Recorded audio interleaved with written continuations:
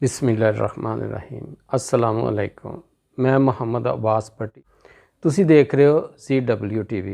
उम्मीद करना कि तुसी अल्लाह ताला दे फजलो करम नाल खैर खरीयत नाल होवोगे और अल्लाह दी ज़ात तुहानू खैर खरीयत नाल रखे। अज मैं जिहड़ी वीडियो लैके तुहाडी खिदमत विच हाज़र होया वां उस दा अनवान है वे कि ख्वाब दे विच दरख्त देखना।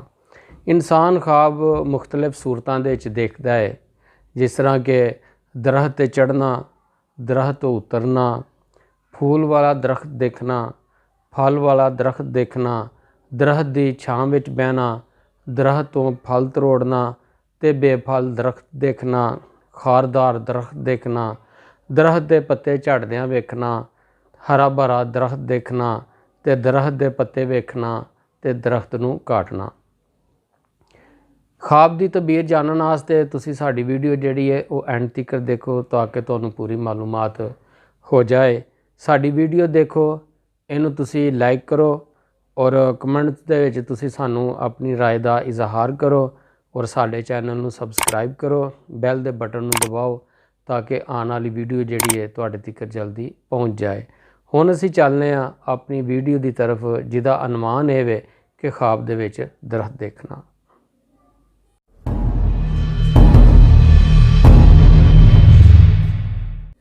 हज़रत इब्ने सरीर रहमतुल्लाह अलैह फरमाते ने कि दरख्त दे चढ़द्यां वेखना तरक्की पाने ते इज्जत व मरतबा बुलंद होने की दलील है। दरख्त तो उतरद्यां वेखना दौलत ते मरतबे विच कमी की अलामत है। फुल्लां वाला दरख्त देखना दौलत ते ऐशो अशरत की दलील है। फलदार दरख्त वेखना बेटा पैदा होने ते आराम ते राहत की दलील है।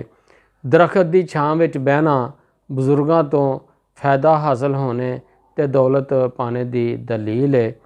दरख्त तो फल तरोड़ना माल दौलत विच इजाफा होने की अलामत है ते खुशखबरी मिलने की दलील है।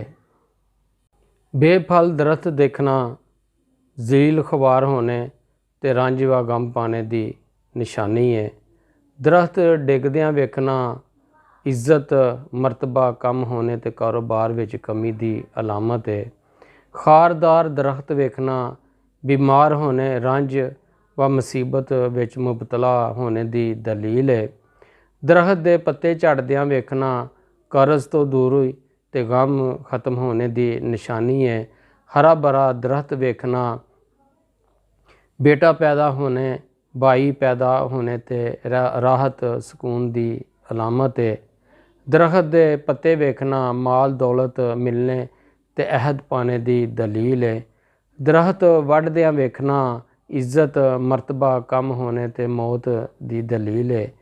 ये नाल ही तुसी सानू अगली नवी वीडियो आने तक इजाज़त दिओ। ठीक है जी, अल्लाह हाफिज़।